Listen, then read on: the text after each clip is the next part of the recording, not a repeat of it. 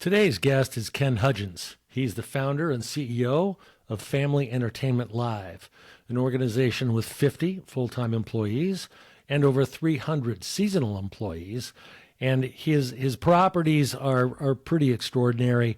The Hot Wheels Monster Truck Live, it's been going the better part of 6 years. And the real story for Ken is how he got to where he is now. So he graduated back in the day from Eastern Washington University, played basketball there, went on to get his master's degree in Illinois, and then worked for the U.S. Basketball Association and migrated into the University of Las Vegas athletic department. So let's start there, Ken. First of all, welcome to the show. So glad you're able to join us today. Yeah, thank you. Yeah, how I got to this weird stuff that we do now, Hot Wheels Monster Trucks Live and Magic of Lights. I have basketball in my blood. I played in college. My dad was a coach. One of the guys that my dad coached was Rick's son, who was the general manager of the Dallas Mavericks. And it was the first time I ever figured out like you could work in sports. And so I set my sights on that. I'm pretty old, so back in the 80s, there were only three schools that had master's degrees in sports management, and University of Massachusetts, Ohio U, and Western Illinois. Ohio U was the gold standard. Unfortunately, my test scores fell a little short, so I didn't get in there, but I did get into Western Illinois, and it was free school for me because I got a graduate assistantship. So that's sort of sent me on my way. Internship at USA Basketball, um, and I was totally focused on a career in either basketball or college sports. And went on to UNLV for the TARC championship years, 90 through 92, which was a ton of fun. And my life and career sort of changed in 92. My wife and I had our first child, Kylie, who um, has her own daughter now. And probably the best thing I ever did in life is I drove my wife to the airport in 92 in Las Vegas and said, just stay. We lived in Chicago area, said, just stay home. I'll quit my job, find another job, and we'll move back because she really didn't like Las Vegas. And the first job I found was SRO Motorsports, which did monster trucks, and I've been doing it ever since. So went from a direction of, basketball sports in my college sports in my blood, and fortunate enough to still be live entertainment, but took a different direction. So Well, and a great direction it was because monster trucks, and we'll get to the separation between you and that group in a minute. Monster Trucks still is one of the leading family entertainment live shows that happens year in and year out. And I know you go hammer and tong with them from a competitive perspective, and there's a little bit of a story there. But the organization you mentioned, SRO Pace, had many different lives because it went through a number of ownership changes. Companies bought, held for a while, then sold. So walk us through that because that's a super interesting, for me, part of your career path, having managed to stay with the organization in three, four, five different ownership changes. And along the way, was there a particular boss or mentor that really stuck out for you as perhaps your best boss ever? yeah, so in 92, going to work for SRO Motorsports, as you said, we were bought and sold, I want to say 8 times as a company between 92 and 2008. Ace out of Texas, the Becker family owned us for a while. Madison Square Garden owned us for a while. We were eventually sold from Pace to SFX to Clear Channel. Clear Channel spun the live entertainment division into Live Nation. And it's funny, Michael Rapino called. I'm going to get into the best boss ever, Charlie Mancuso, for me, but Michael Rapino, who still runs Live Nation, called Charlie Mancuso and I to LA to his office and said, right after the spin, and he was named CEO, love you guys, love what you do, love the money and cash flow. I'm going to sell you immediately. You don't fit the story of Beyonce and Madonna, and they were trying to do a music. And so we were eventually sold to Feld at the time.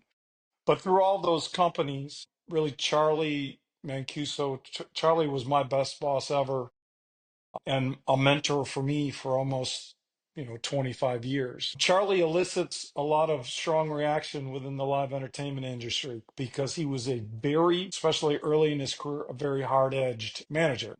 I found him to be a genius promoter, and I learned almost everything I know about promoting live entertainment shows from Charlie. He was also very demanding, very volatile at the beginning of our relationship. And as he began to trust me more, began to delegate to me more, our relationship changed from one of, he was a pitcher and I was a catcher, so to speak, to really we were doing it together. And by the end of it, he had lateraled the controls to me probably for the last 10 years, almost entirely, Wow. where I really was creating the vision and sort of doing it the way that I saw it. And we were working together. I wasn't really, I don't think, working for him. I learned a lot about what I wanted to be as a manager and a boss, I guess, and a lot about what I didn't want to be, um, and how I wanted to treat people, the team I wanted to build, etc. And Charlie continued on through the transition when we were sold from Live Nation to Feld. He was really transitioning into retirement, and so he's been a huge influence on my life, personally, professionally, etc. And again, there's a lot of different opinions on how he did it through the years. But for my money, I'm not the person I am without what he did for me. That's a familiar phrase, actually, Ken. Most people who I have on as guests really can point to a single individual that so influenced him or her that they arrived at where they are today, largely via the learnings, to your point, the good ones and the ones that you steered away from. Uh, you know, Not surprising to me. And I met Charlie one time, and you may or may not remember this, but as Rapino was telling you he was spinning off the motorsports group, I was deal hunting for a private equity firm at the same time, Oh J.H. yeah, Whitney Capital Partners. And we made a bid on your business yeah. and obviously Feld outbid us. And that was, not atypical because private equity really has only the P&L, the growth strategies, the dynamics of the industry to work with, as opposed to a Feld Entertainment or any other what we would call a strategic buyer that already had scale, that already had infrastructure, that already had the ability to, if you will, assimilate an acquisition like that and literally keep the motor running. No pun Right. intended. Yeah. So that was a fun part of my history, that where you and I actually crossed paths, and but for about $80 million on the buy side, would have Yeah. been, close working partners. But so once you got to Feld, I mean, just for our audience, Feld's history is long, deep, and wide in the circus, right? I mean, they literally were, when the circus comes to town, it was Feld coming to town. Well, acquired us in 2008. Live Nation Motorsports. They acquired us in 2008, right as the financial bubble was bursting. So it was a very odd time. I'm going to sort of fast forward. We had a good run. I was really operating the business for the time between 2008 and when I left in 2016. And just to put it out there, I got fired. And I think that in the spirit of what we're talking about here, I never learned more about myself than the time and still the time after getting fired. You go through sort of stages. Initially, it's shock, anger. Your ego takes a massive blow because you think you're this important person to the evolution of this thing that you helped create, Monster Jam, and you're just sort of cast aside. And so those feelings of emotions, just from a professional being hurt standpoint, are immediately hard to deal with. Then it's you move on to sort of what am I going to do as a professional, right? Like, at the time I was 49 or something, like I'm not to the financial finish line here. So what am I going to do? I really don't want to report to anybody. I kind of don't want to work for anybody. I want to be an owner. And So you sort of quickly pivot to what's next. And then, as we started to build these properties that we own, Magic of Lights first, and then Hot Wheels Monster Trucks Live, what kind of company do you want to build? We had very few rules, but we were gonna, I have some great partners. Initially, Tim Murray, Eric Cole, who I've worked with for 30 years, they're still my partners. Some other ones, Grant Reeves and Magic of Lights was the original partner. But what do we want it to be? I wanted to work with people I liked. I wanted to be a part of a team. And, this sounds sort of trite, but I didn't want to go into an office anymore. And I wanted to work with my family as much as possible. I don't know if anybody's seen that clip of Jerry Jones and Landman, but that pretty much was me. I just want to work with my family. And so that's what we set out to do. And part of it is, Scott Galloway always says, if you're a fan of his at all, do what you're good at, not necessarily what your passion is. What I'm good at is monster trucks. And so that puts me in a competitive landscape with Monster Jam, which is a property I helped build. So it's a fairly different dynamic. And being fired by them is certainly motivational, but I don't hold it against anybody. We were going in different directions. They're better off without me, and it's the best thing that ever happened to me in my life. So I'm thankful to them, but it really helped shape sort of the way I wanted to do it. Work with people I like, work as a part of a team, a decentralized, asynchronous work environment, work wherever you want to, whenever you want to. Our, events are our office, and, have as many family members for all of the founders as possible. So I have my brother-in-law, my sister-in-law, my niece, my daughter, my son. Eric Cole has his daughter, I'm sorry, his wife and his son. Tim Murray has his son. And so it's been really gratifying from that standpoint. So, I would say I'm not a motivational speaker, but being fired is pretty liberating. It's easy for me to say because I've come out on the other end of it, right? And I know it's not that easy. Sometimes you're financially, that just sets you back to such a place where you can't function. But I was at a place where I wasn't sort of buying into the philosophy. They were sort of tired of listening to me and my philosophy. And it was just better off for everybody for me Right. to go. And I'm fortunate that I was able to make it work. But from a personal standpoint, it's been revelatory for me. That's a couple of things. One, also not an unfamiliar statement. Many guests have said, listen, getting fired was, in retrospect, the best thing that happened to me because it did for them exactly what it did for you, Ken, which is open up new opportunities, a new way of doing things, the ability to a large degree in this particular conversation, control your own destiny, control your own environment, and do what you're good at. And the thing that struck me just now, as I'm looking at the name of your company, Family Entertainment Live, that's both literally and figuratively, right? You have family entertainment that you put on the road and you attract hundreds of thousands of families all across the country, internationally as well. And we'll get to that in a sec. But also, it speaks to what you just described, which is you and Tim and Eric all have your family members involved. So there's an elevated, I would think, you can confirm this or not, level of trust and impetus and desire to succeed that might not otherwise exist without family members.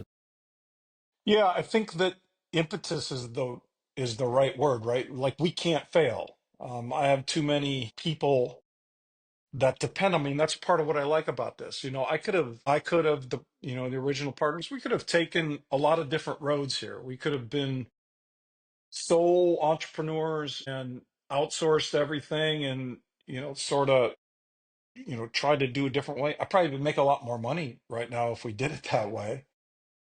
But I like company building and I like people. One of the things that shook me to my core when I got fired was that I thought that I had a team of people there, both on the executive level and the people around me that were my guys, my people.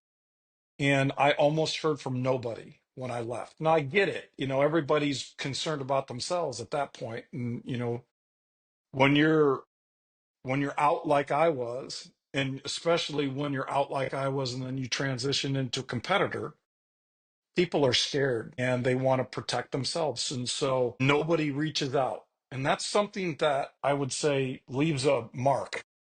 No kidding. And so I wanted to try to surround myself. That's why family, blood is thicker than water. Family, and then people that I had a rock solid trust that, if things went sideways, either I'd still be there for them or they'd still be there for me. And when you think you have that for so long, for 25 years, and then you're gone in an instant and you don't hear from any of them anymore. It's a soul searching, behavioral changing way of looking at life. And so that's some of the things I've tried to, adopt into this company. And I really feel it's my responsibility. You said impetus, and that's a word. Like, I feel like it's my responsibility as a CEO and an owner of this company, not only to be a good fiduciary for all the owners, but be a good steward for the employees. They're risking their careers and their lives on me, making payroll every week and providing them insurance and benefits and, you know, life and a career that they can depend on. And all of that comes through, and I know we're sort of wrapping up the getting fired part of this, but all of that is so impactful on me as a result of getting fired. And again, it's motivation to want to compete with Feld and Monster Jam, but I don't hold it against them. I'm not necessarily mad at them because, again, it was the right thing at the time, I think, for everybody, and it certainly has turned out right for me. But it's taught me, more than just going along to get along for another 20 years until retirement, which is where I was headed. Yep, right. And it teaches you a lot about yourself. You look deep into the mirror and deep into the things that motivate you and those things that don't. And you come out better for it, which is clearly the case for you, your family, and all of your partners and their families.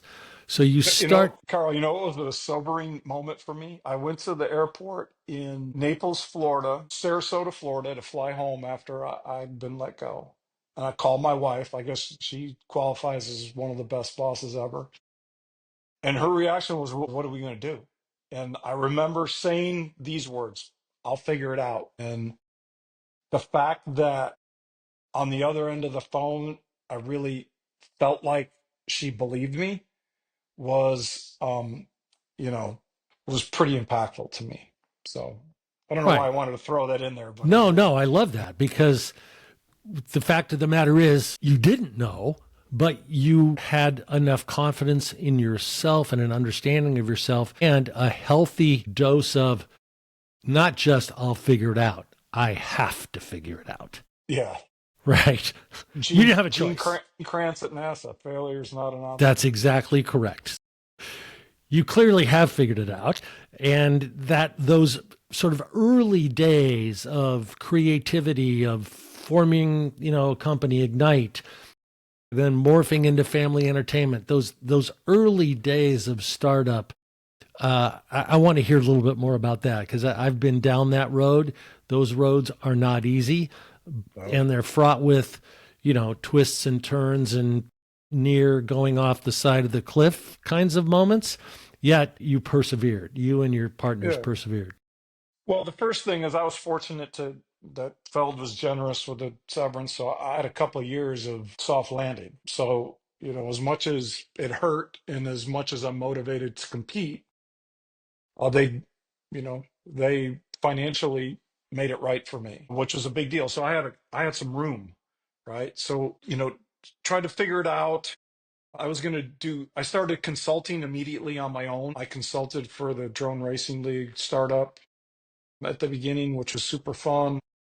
But Eric Cole, who had gotten fired the same day as me, called me one day and said, "Let's do this thing together." And I thought to myself, yeah, man, let's do this together. I like working in a team rather than working by myself. And so Eric and Tim and I, and Tim had gotten fired as well, got together and formed Ignite, and we went off to own and create entertainment properties. And I had a non-compete to run out in monster trucks, if you can believe such a thing exists in the world. But and we really focused on two things: holidays and pets. And I felt like that there was room in those two entertainment sort of worlds to do some things. One, in holidays, because you don't have to license anything. So you can don't have to license Santa Claus. And looked around, and nobody I thought was doing large scale drive-through holiday light shows particularly well. And I saw an opportunity for us to get to scale.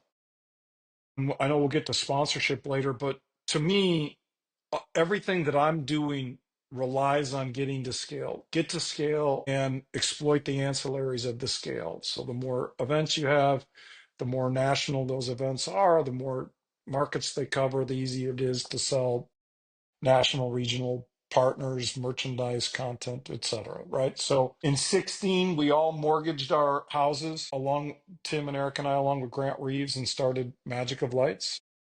We did 3 in 16, 7 in 17. And then we were one of the few that was fortunate during COVID that we did 11 Magic of Lights events in 2020 during COVID and absolutely blazed it. I mean, we literally couldn't have done another human being or car through our shows. And so we were incredibly fortunate, right? At the same time, when my non-compete ran out, Monster Jam had dropped Mattel as their master toy license. And so I had worked with Mattel for 20 plus years. And so my immediate thought and call was, you need a live, um, touring element of whatever you're going to do next for your monster truck Hot Wheels toys. Because I knew that they just weren't going to seed the category if Monster Jam went somewhere else. They went to Spin Master.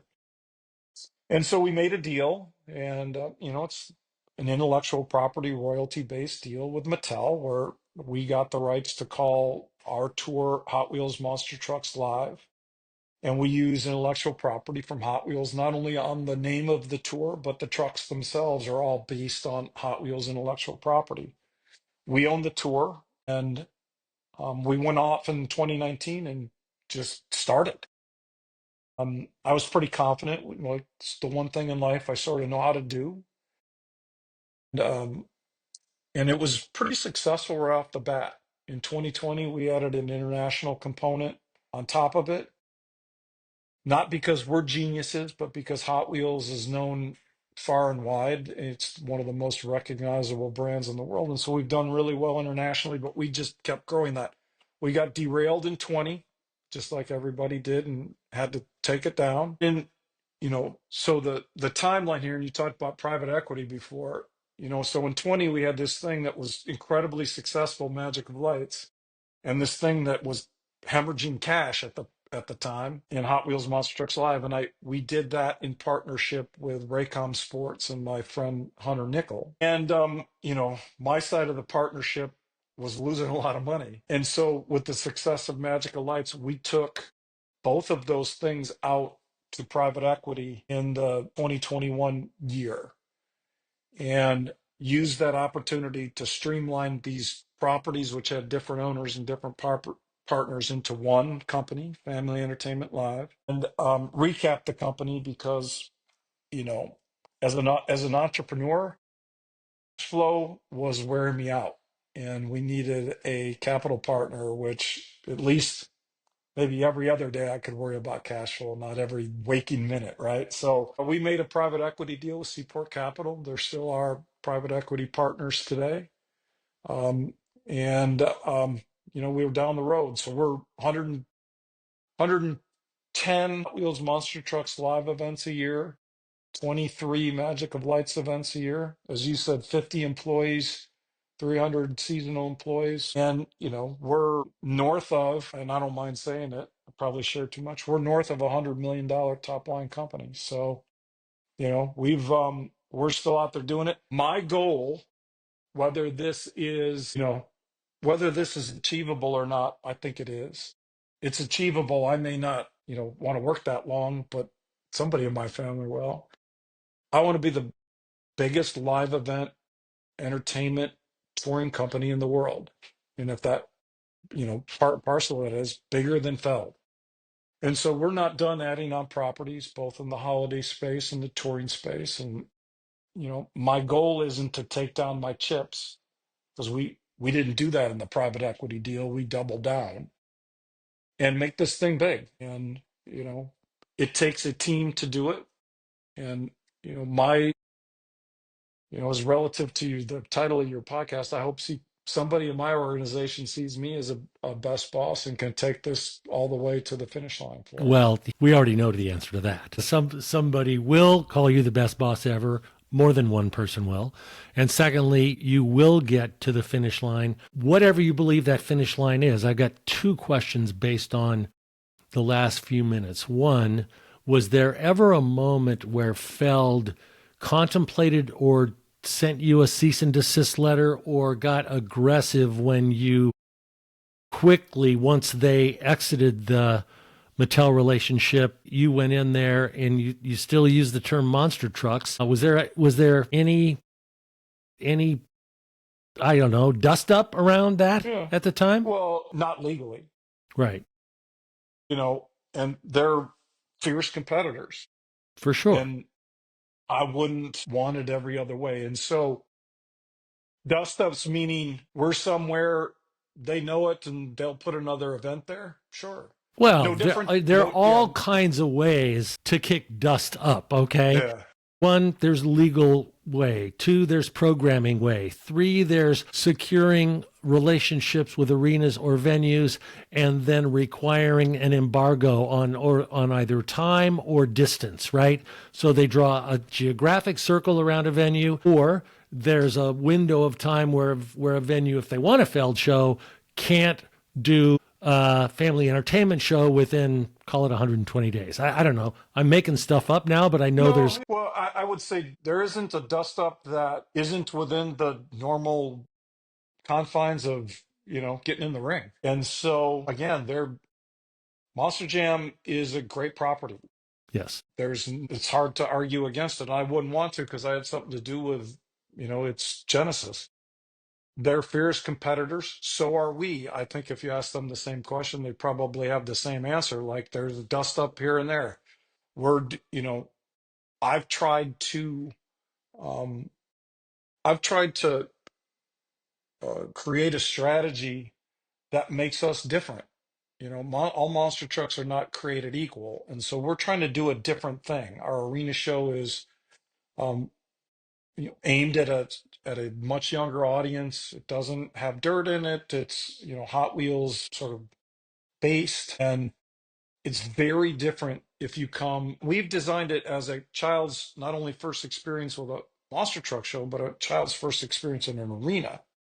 And so, while it's all sort of the same genre, we're just doing something different. And so, as much as there's a competitive edge to everything, it is what it is. That's in the arena of what we do.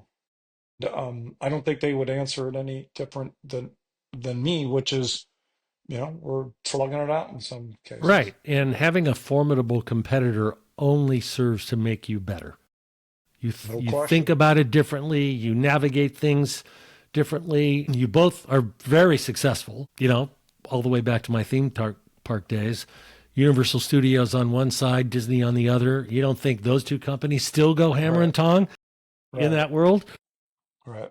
Yeah. So it's been good. Again, and then the holiday light space, there's, probably more competition in that world for us, whether it's somebody who operates multiple, locations, your Boys and Girls Club that does a charity little event down the street, et cetera, et cetera. But, we found a niche, do 2,000, I'm sorry, 500,000 cars, a couple million people a year.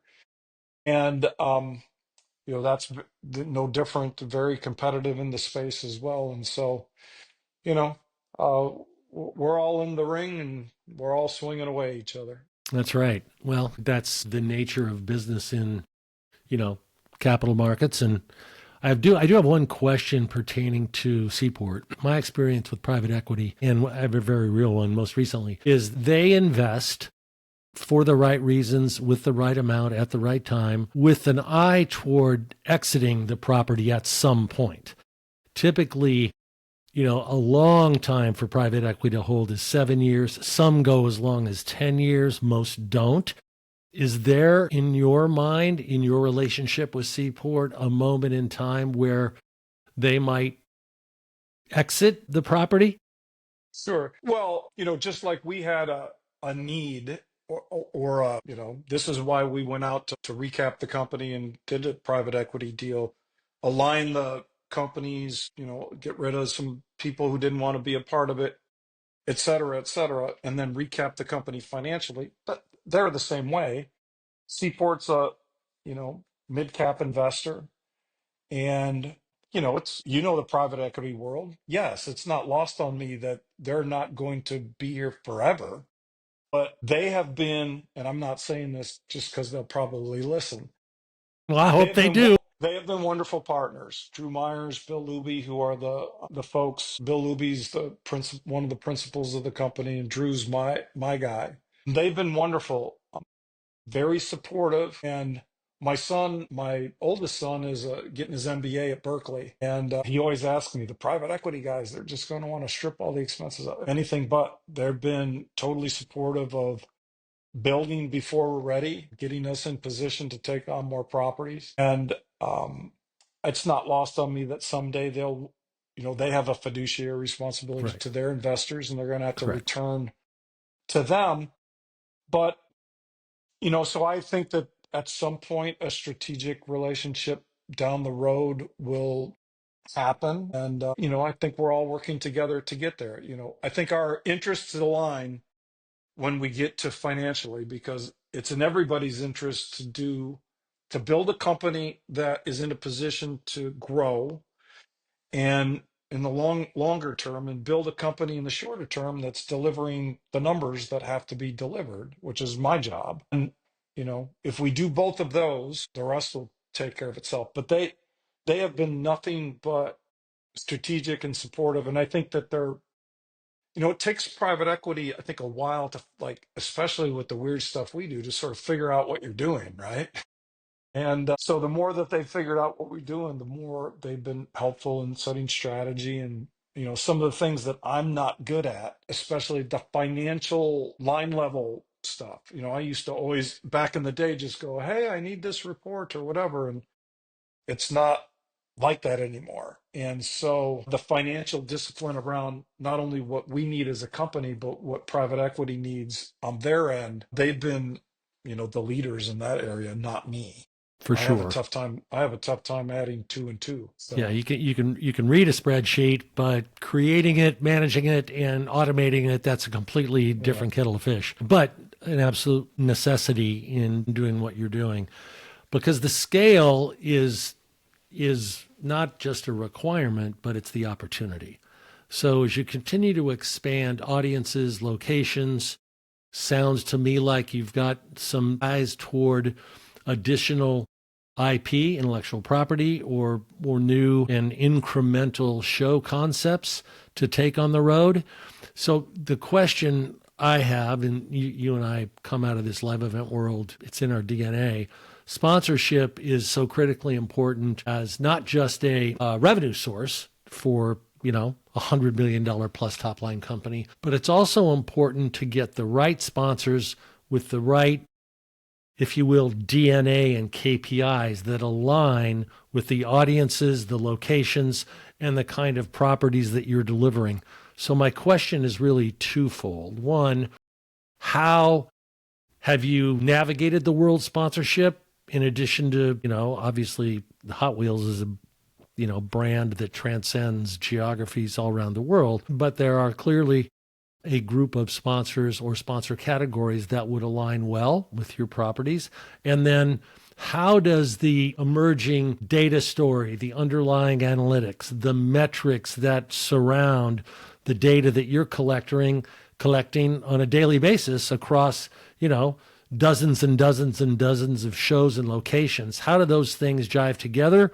And how does sponsorship help or not in that world? Yeah, well, I mean, sponsorship is the ball game for us, just quite frankly. We're not anywhere close to where we need to be, but these properties, both of them were designed for, as I said before, a mad rush to scale and then leverage the scale by all of the ancillaries, merchandise, content, sponsorship. We haven't gotten there yet. Not because, in some cases we're slowing it down ourselves. I wanted to get the Hot Wheels property right before we took it out for a bunch of sponsorship.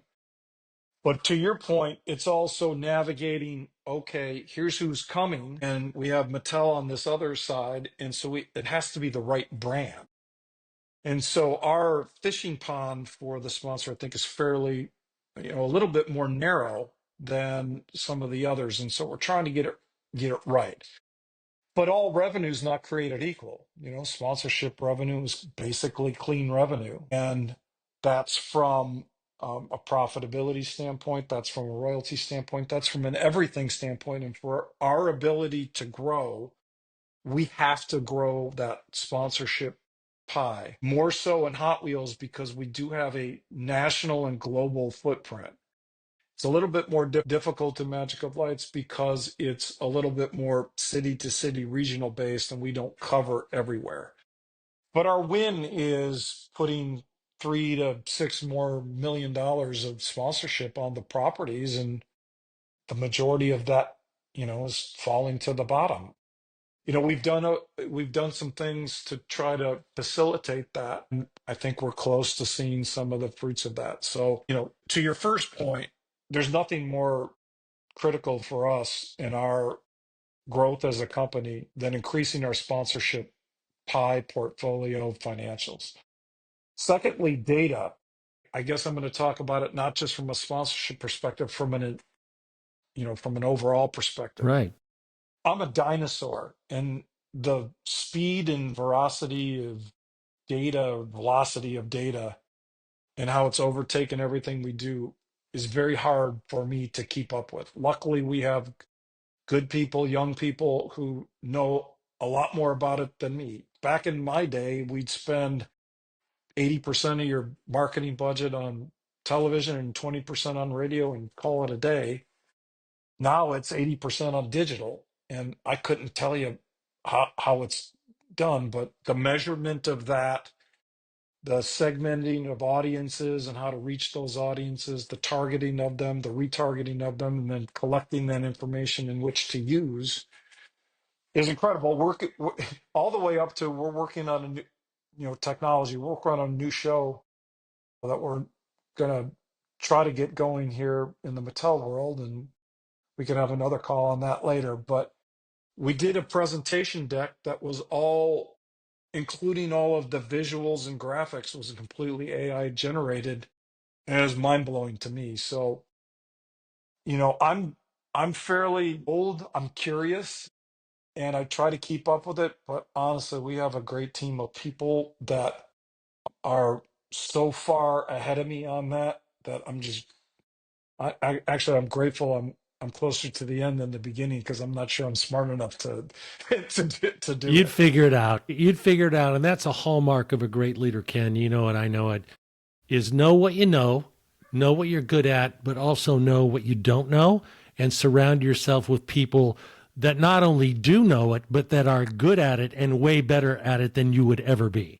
Well, I got a lot I don't know, so I'm pretty good at that part of it. Listen, we've got a few minutes left, and we always ask every guest the same three questions, right? So we sort of call it the hot list. So here you go. First question is your favorite mistake, and that's the one where you messed up pretty bad, recovered from it, learned from it, and took those learnings into your management and leadership style today. Yeah, my biggest learning slash mistake. I've had a lot of them, so it's hard to, cipher As through we them. all have. But I had this idea that uh, we could do a series of events around Sturgis Bike Week, and that there would be a built-in audience that would just basically have to move over a block. And I had this whole programming thing going. We had Joe Walsh one night, PBR the next night, and Monster Trucks the next night. And like I had myself convinced that it was the biggest layup in the history of live entertainment. All they had to do was move these hundreds of thousands of people a block. And we did Joe Walsh the first night, and my guy there called me and said, we have 97. I go, 9,700? 97 people. And I think we lost 500,000 people. This was probably 2003 or four. I'm sorry, half a million bucks during this run. And it just taught me that when you think something's so easy, that it probably isn't. And anytime that I find myself saying this is a layup or a 2-foot putt or whatever analogy I'll give it, I always think of Sturgis and stop myself. So that's been a pretty big learning in my life.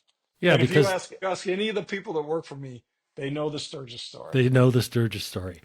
Well, and it's so counterintuitive, right? You have this built-in audience, and all they have to do is walk, I don't know, 100 yards or something like that. And it Yeah. was like, oh, this Yeah. is not a 2-foot putt. This is a 6-inch tap-in putt, Yeah. and it couldn't be further from the truth. That's a Yeah. great one. They weren't there for me. They weren't there for what I had going. Exactly. So the second question is this is the favorite concert or live show you ever attended where a female artist or a female band led the show, was the headliner. Yeah, I'm probably like you. I sort of am around a lot of live music, but I'm usually there. Well, back in the UNLV days or whatever, I'm there either taking somebody or working. But the first concert I ever went to as a kid, this is gonna sound crazy, right? That had a female. So the lineup was Shaka Khan, Cool and the Gang, Casey and the Sunshine Band. The greatest night time drunken fest ever. So that one's pretty easy to. It was at the Poplar Creek Music Theater, which no longer exists here and outside of Chicago. We play our Hot Wheels show at the arena that's in Hoffman Estates, that's on the site, which is kind of funny. But I don't know. I probably was 15 years old, and that was the greatest thing ever. Well, I mean, she was unbelievable back in the Hmm. day. Yeah. And that's sort of not surprising to me, knowing you as I do. That's a really good one. And by the way, I'm close to 90 shows in on the pod. First time Shaka Khan ever Yeah. got There you called go. out. I'm a big Sirius XM, 80s guy. So. Right. That's awesome. That's awesome. All right. The last one, and I think arguably the most important one. We both know words matter. As a leader, it's what you say, and oftentimes it's as important as what you don't say. So, your favorite word and why? Yeah, it's timely for me today. So I'm a big Peloton guy, and so I've been watching Drive to Survive season 7 on Peloton. And Toto Wolff said my word this morning, so it's timely for me. My word is team. And he said at the end he was doing a sort of a tribute to Lewis Hamilton on his way out, and he wrote it down. He said every dream needs a team. Uh, that's pretty much my life. I've been on teams my whole life, but playing. My greatest personal time in my life was coaching my kids' teams, and building the team at Family Entertainment Live is, the most important thing to me, because we're not going to get to where I need us to go or where we all want to go without a team. And so I like being a part of a team. I like leading a team. I like coaching a team. I like playing on a team. And so there's nothing more important. There's no more important word in my vernacular than team. And so when I was on the Peloton this morning, that one struck me. Leave it to Toto. And those of you in the audience that don't know who Toto is, he runs the Mercedes Formula One team, and he is as focused and laser directed as anybody you'll ever meet. But Formula One, without team, yeah, the driver's in the car, but the driver's only as good as the team that gets the car on the grid, right? And then fixes it when it comes off. So teamwork, team leadership, playing, coaching, all of those things you've touched on over the last 45 minutes. I can't thank you enough for being our guest today on The Best Boss Ever. You're a gem of a guy, and I look forward to the continued success of Family Entertainment Live. Yeah, thanks, Carl. It's been a pleasure. It's been really fun, and hope somebody out there listening got something out of it. So thank you so much. My pleasure. Bye now.